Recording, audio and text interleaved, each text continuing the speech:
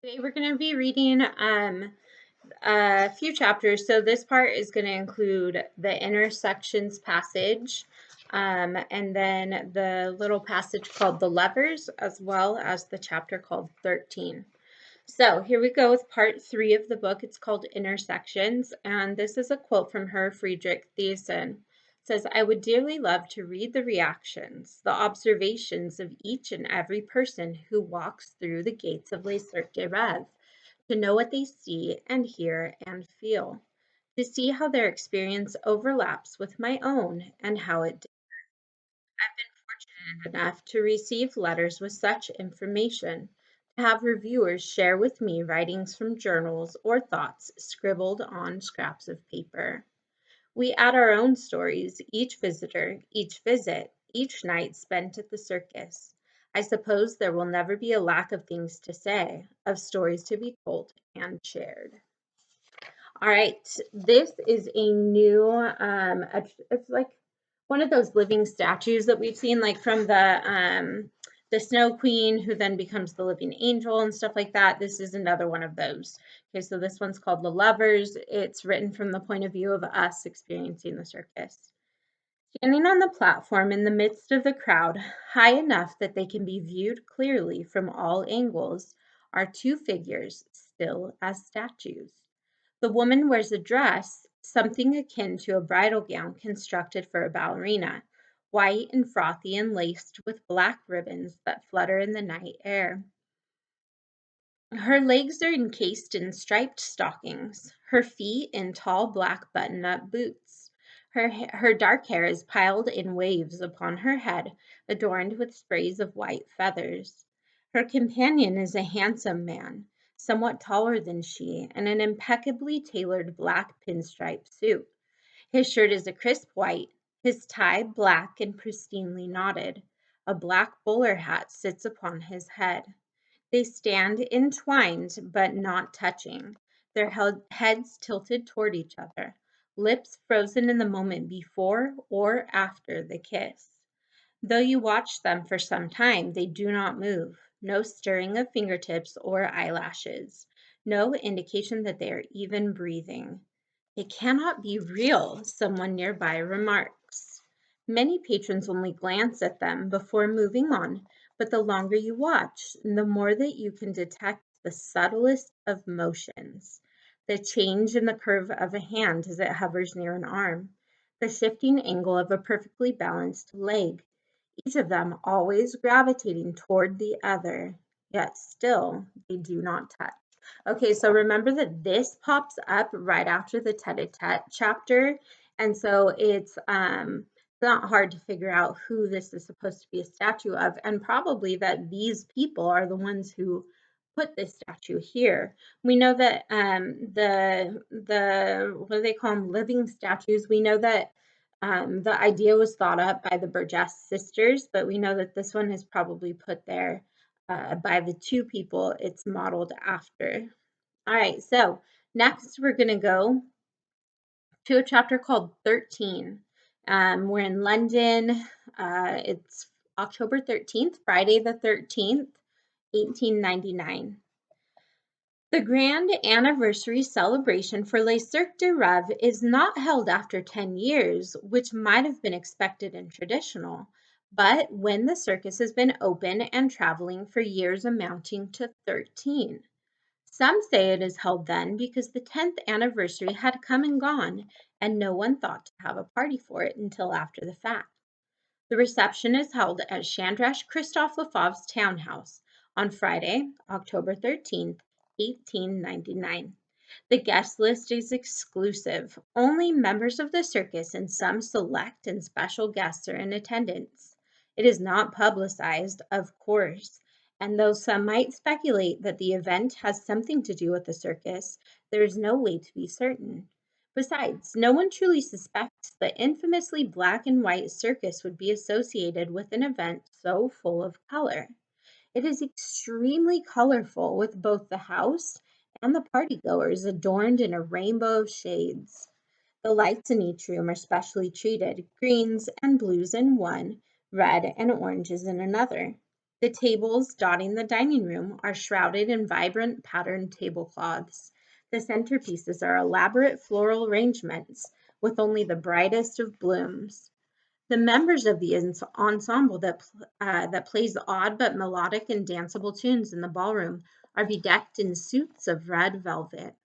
Even the champagne flutes are a deep cobalt blue glass rather than clear, and the staff wears green rather than black.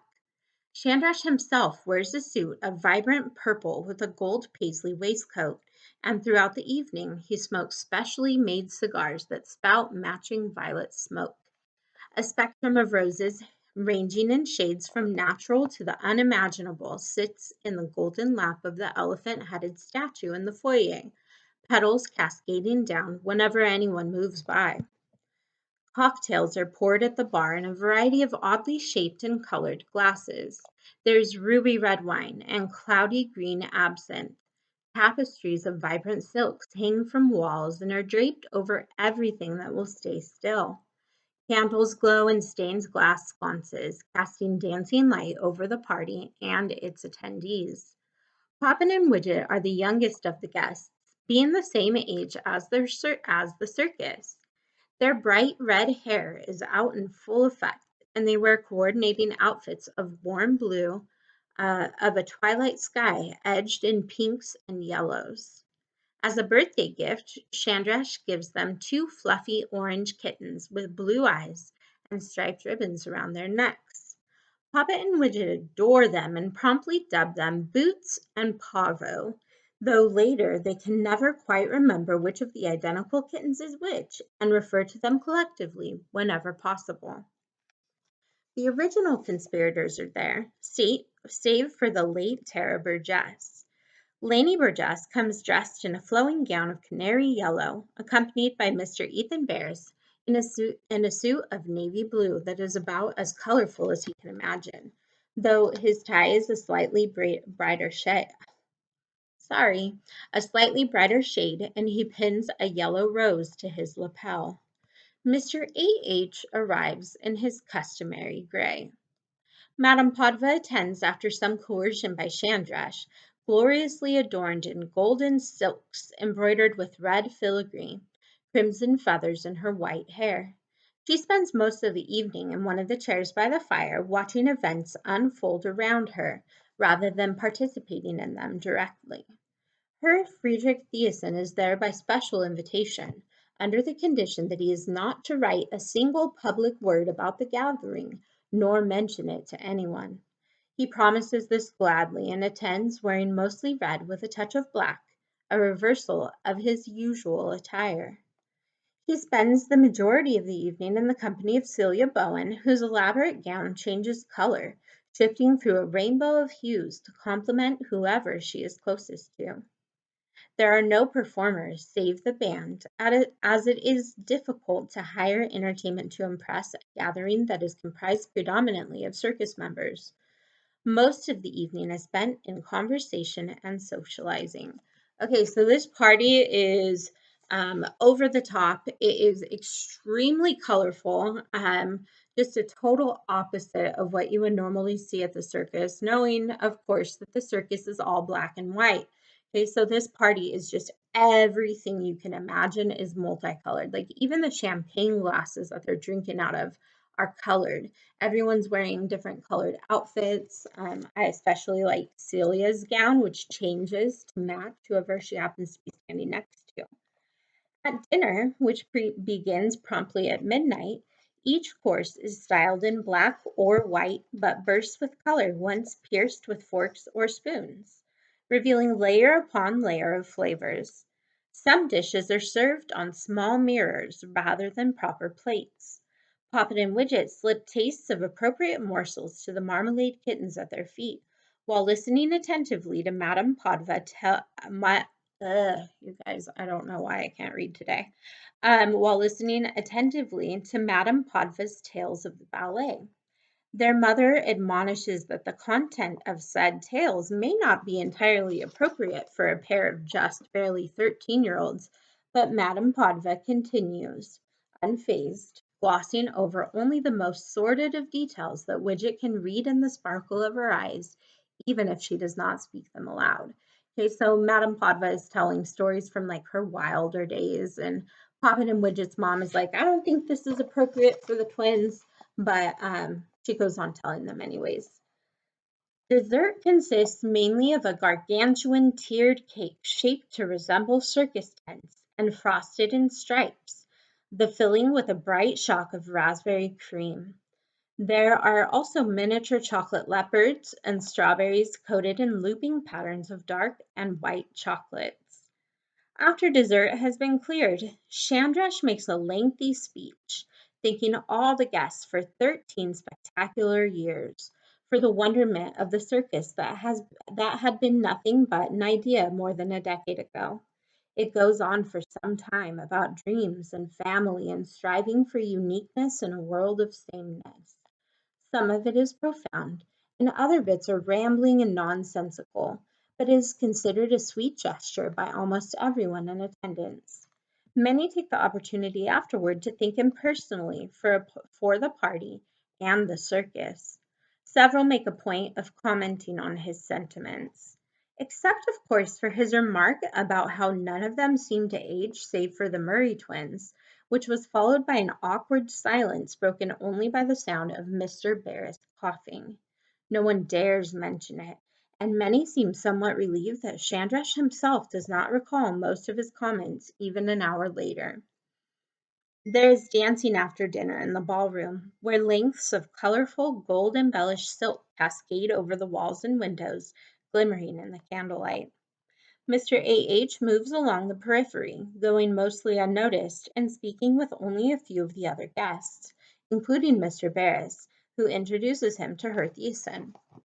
The three men have a brief yet engaging conversation about clocks and the nature of time before Mr. A.H. makes a polite excuse and fades into the background again. He avoids the ballroom entirely, save for a single waltz when Tsukiko coerces him onto the dance floor.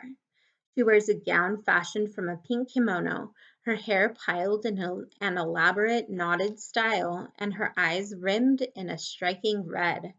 Their combined grace puts all the other couples to shame. Isabel, clad in clear sky blue, tries in vain to catch Marco's attention.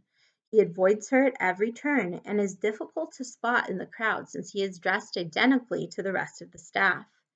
Eventually, with the aid of several glasses of champagne, Tsukiko persuades her to abandon the effort, drawing her out into the sunken garden to distract her.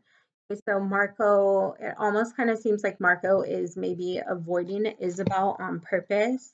I just, like I know I've said it a million times in class, but I just feel so bad for Isabel.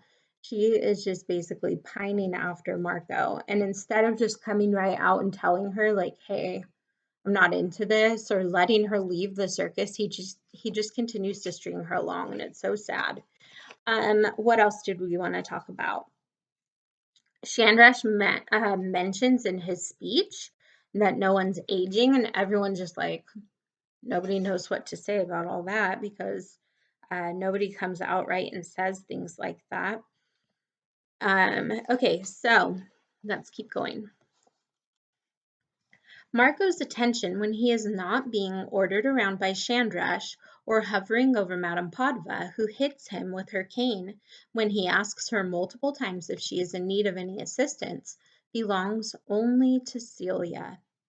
It is destroying me that I cannot ask you to dance, Marco whispers as she passes by him in the ballroom, the deep green of his suit seeping across her gown like moss.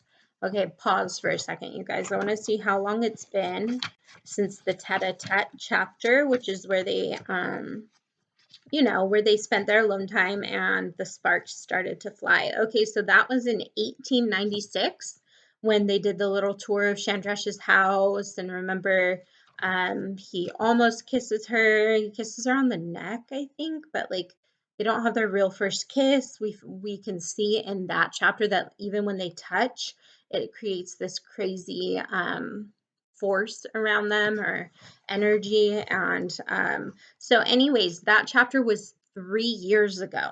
Okay, so 3 years ago, they had that special night where they could obviously tell that they were into each other, but they haven't been alone or like seen each other since then. Isn't that crazy? Okay, so it is killing him, destroying him that he cannot ask her to dance. Then you are far too easily destructible, Celia murmurs softly, winking at him as Chandrash sweeps by and offers her his arm. The spreading moss is crushed by deep plum and sparkling gold as he pulls her away. Chandrash introduces Celia to Mr. A.H., unable to recall if they have met before. Celia claims that they have not, though she remembers the gentleman who politely takes her hand, as he looks exactly the same as he did when she was 6 years old. Only his suit has changed, updated to fit the current style. Okay, so if we're reading into what those lines just said, it seems to me that Celia and Mr. A.H. haven't been face to face with each other since the day when Celia was 6 years old and the ring was put on her finger. If I'm reading it correctly, that's what the book is suggesting right now. Several people pester Celia to perform. While at first she refuses, late in the evening she relents, pulling a bemused Tsukiko to the middle of the dance floor and making her disappear in the blink of an eye despite the crowd around them. One moment there are two women in petal pink gowns, and the next Celia is alone. Seconds later, there are shrieks from the library as Tsukiko reappears in the lantern-festooned sarcophagus propped up in one corner. Tsukiko takes a glass of champagne from a stunned waiter, giving him a beatific smile before returning to the ballroom. She passes by Poppet and Widget, where Poppet is teaching the marmalade kittens to climb onto her shoulders, and Widget is pulling book after book from the library's well-stocked shelves. Hi. Yes, please don't interrupt, okay? Eventually, Poppet drags him forcibly from the room to prevent him from spending the duration of the party reading. Guests move in flocks of color from the ballroom through the halls and the library, a constantly shifting rainbow punctuated with laughter and chatter. The mood remains boisterous and bright even into the earliest hours. As Celia walks alone through the front hall, Marco grabs her hand, pulling her into a shadowed alcove behind the looming golden statue. The rose petals swirl madly with the sudden shift in the air. Okay, so everyone's just enjoying the party, wandering around and stuff. Celia's walking through the big hall in the front of the house, and Marco pulls her back and like pulls her behind this statue. They're kind of like hidden in a little darkened area. Let's see. I'm not entirely used to that, Celia says. She takes her hand from his, but does not move away, though there is not a great deal of room between the wall and the statue. The color of her gown settles into a deep, solid green. You look just as you did the first time I saw you, Marco says. I take it you wore that color on purpose, Celia asks. Merely a fortunate coincidence. Chandrash insisted on putting the entire staff in green, and I did not anticipate the ingenuity of your attire. Celia shrugs her shoulders. I couldn't decide what to wear. You are beautiful, Marco says. Thank you, Celia responds, refusing to meet his eyes. You are too handsome. I prefer your actual face. His face changes, reverting to the one she recalls in perfect detail from the evening they spent in the same rooms 3 years ago under much more intimate circumstances.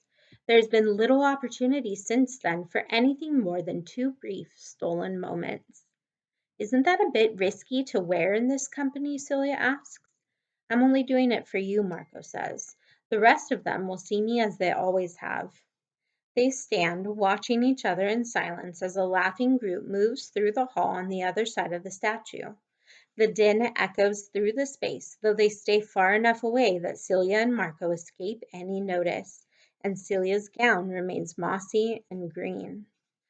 Marco lifts his hand to brush a stray curl away from Celia's face, tucking it behind her ear and stroking her cheek with his fingertips. Her eyelids flutter closed, and the rose petals around their feet begin to stir. I've missed you, he whispers softly. The air between them is electric as he leans in, gently brushing his lips against her neck. In the next room, the guests complain about the sudden increase in temperature. Fans are drawn from colorful bags, fluttering like tropical birds. Okay, so just like when they were in that room that was full of pillows, just like when I think it was when he took her hand, or maybe when he kissed her neck or something like that, it kind of sent this energy throughout the room. And the same thing happens right now when Marco reaches down and he just kisses her on the neck. But everyone in the next room can feel it. The temperature goes up. There's just like this electricity in the air. In the shadow of the elephant-headed statue, Celia pulls away suddenly. It is not immediately apparent why until the clouds of gray begin swirling through the green of her gown.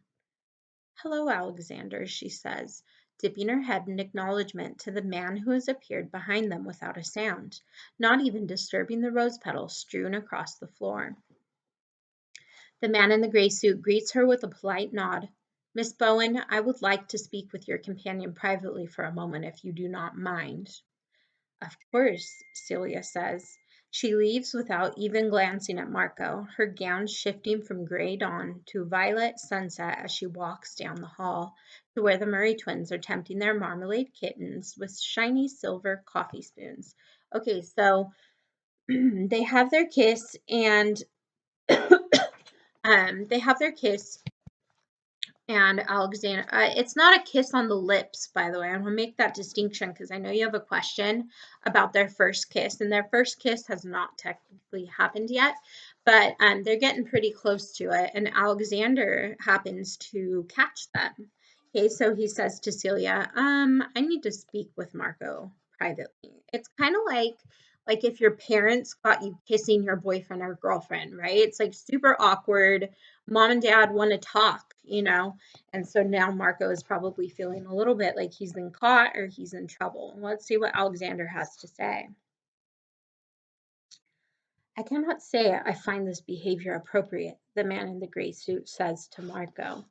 "You know her," Marco says quietly, his eyes still on Celia as she stops at the entrance to the ballroom, where her gown is cloaked in crimson as her Thiessen offers her a glass of champagne. "I've met her. I cannot rightfully say that I know her in any particular fashion." "You knew exactly who she was before any of this started, and you never thought to tell me?" "I did not think it necessary." A bevy of guests wanders into the hall from the dining room, sending the cascade of rose petals adrift once more.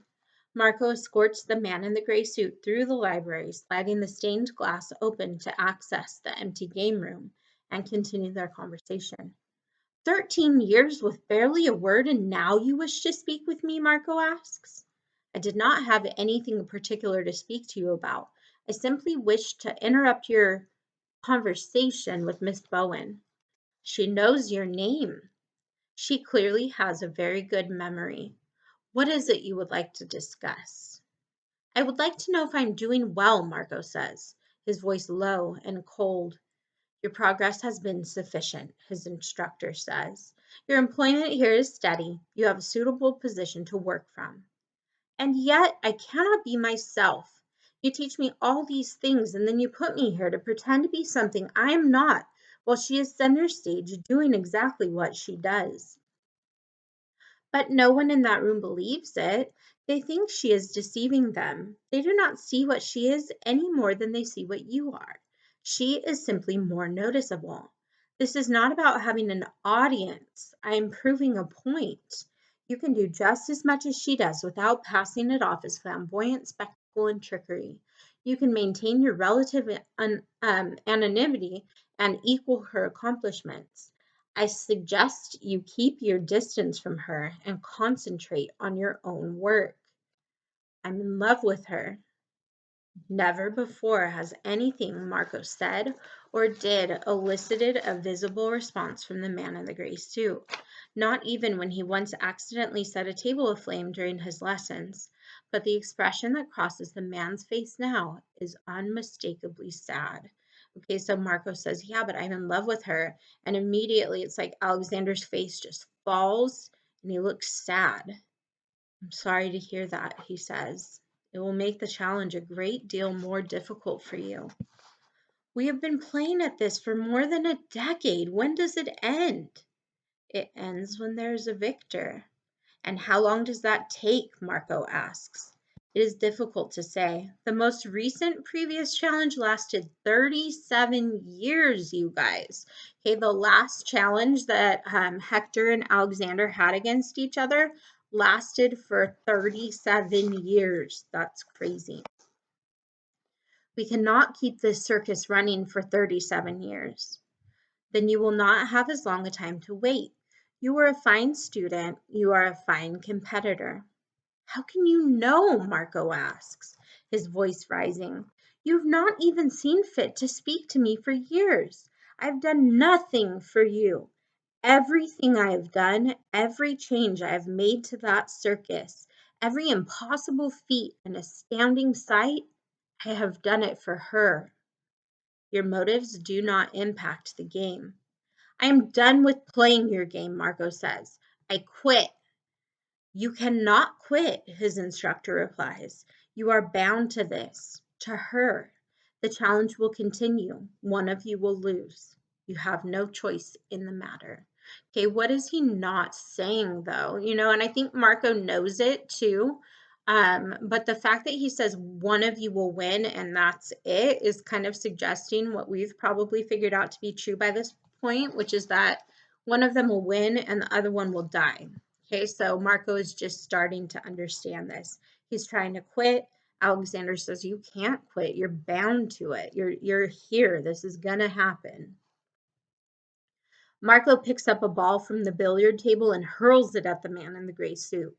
He steps out of its path easily and it crashes instead into the sunset of stained glass. Without a word, Marco turns his back on his instructor.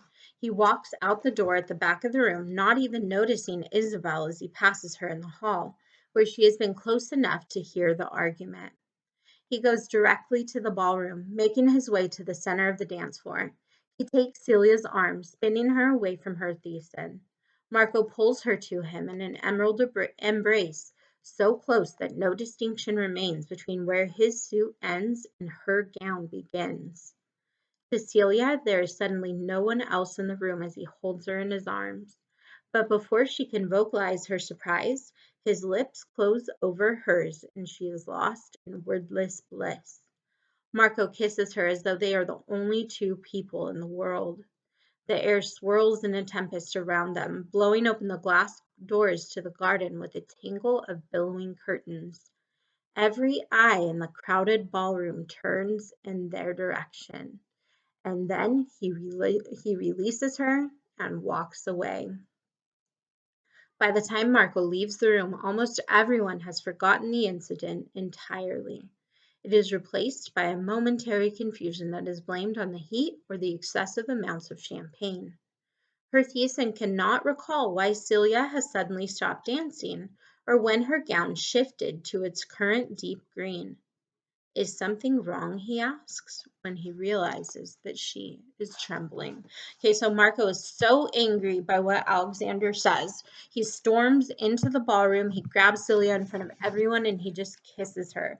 Okay, no one is supposed to have any clue that these guys are even friends, let alone in love.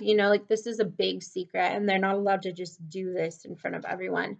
But of course, Marco knows how to handle it, which is that he does something, manipulates the situation so that nobody else can remember it. Okay.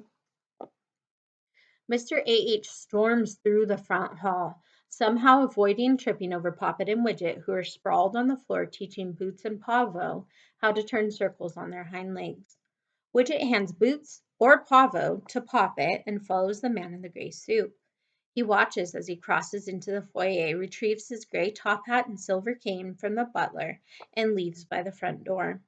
After he exits, Widget presses his nose to the nearest window, watching him as he passes beneath the street lamps, before disappearing into the darkness. Poppet catches up with him then, the kittens perched on her shoulders, purring happily. Chandrash follows close behind her, making his way through the crowd in the hall. What is it? Poppet asks. What's the matter? Widget turns away from the glass.